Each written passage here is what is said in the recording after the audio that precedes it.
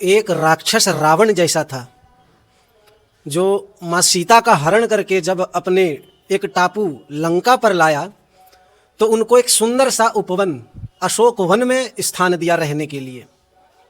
उनकी सेवा में बहुत सारे राक्षसियों को लगा दिया गया। वह युग और यह युग, उस युग के राक्षस भी इतने समझदार थे, धर्मवान थे। सबसे ज्यादा वैज्ञानिक देने वाला अमेरिका, वैज्ञानिक और आध्यात्मिकता में जो वैज्ञानिक का पक्ष बहुत ज़्यादा लेते हैं, उनके लिए मैं कह रहा हूँ, विज्ञान सर्वोत्तम नहीं है, अत्युत्तम अवश्य है।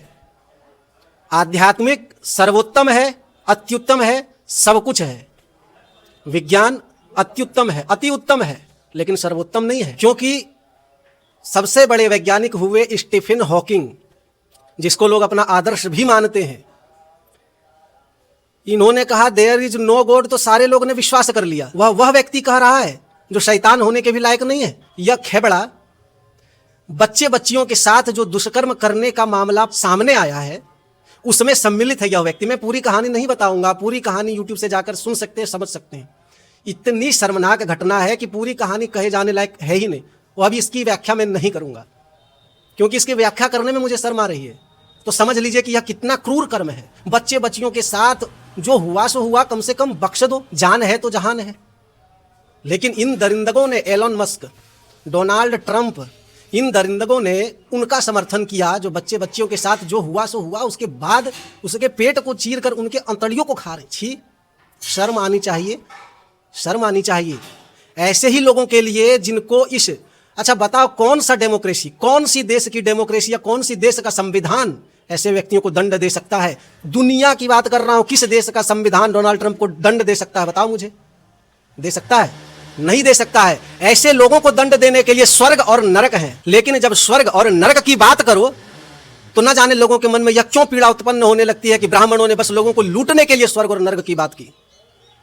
ऐसे लोगों को दंड कौन देगा? विज्ञान कहता है ना, every action has an equal and opposite reaction. तो ऐसे लोगों को दंड कौन देगा? ऐसे लोगों को दंड मिले, इसीलिए स्वर्ग और नरक है। यह एप्स्टीन फाइल्स में सबसे बड़े से बड़े लोग शामिल हैं, सबसे अमीर से अमीर लोग शामिल हैं, सबसे शक्तिशाली से शक्तिशाली लोग शामिल हैं। और ऐसे लोगों को अपना आदर्श बनाते हैं आप, और सोचते हैं कि उन्होंने जो कह दिया वही सब कुछ है। विज्ञान ही सब कुछ है, आध्यात्मिक कहाँ है?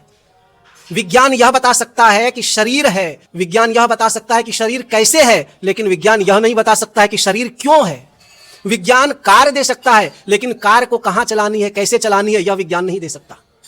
कार को किसी व्यक्ति के ऊपर रौंदना नहीं है, यह विज्ञान नहीं, आध्यात्मिकता दे सकती है। विज्ञान साधन दे सकता है, लेकिन विज्ञान साधना नहीं दे सकता। हमारे धर्म में क्यों कहा गया कि हमेशा धार्मिक बने रहो?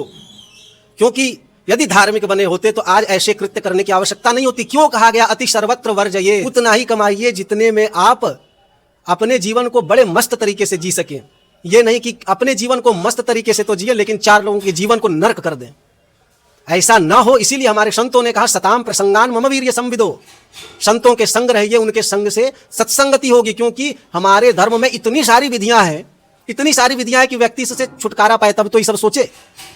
व्यक्ति को कहा जाता है कि एक बार व्रत करो, व्रत से छूटे नहीं, पूजा करो रोज, पूजा से छूटे नहीं, उपवास करो, उपवास से छूटे नहीं, कथा करो, कथा से छूटे नहीं, कीर्तन करो, कीर्तन से छूटे नहीं, कथा श्रवण करो, श्रवण से छूटे नहीं, तीर्थ जाओ, तीर्थ से आए नहीं, मुंडन करवाओ, मुंडन हुआ नहीं, कहीं सूतक लगा, सूतक में व्यस्त रहो, सूतक से उठे पातक लगा, पातक में व्यस्त रहो, पातक से जब तक उठे तब तक कोई उत्सव आ गया, दुर्गा पूजा आ गया, रामनवमी आ गया, उस उत्सव को मनाओ, वह उत्सव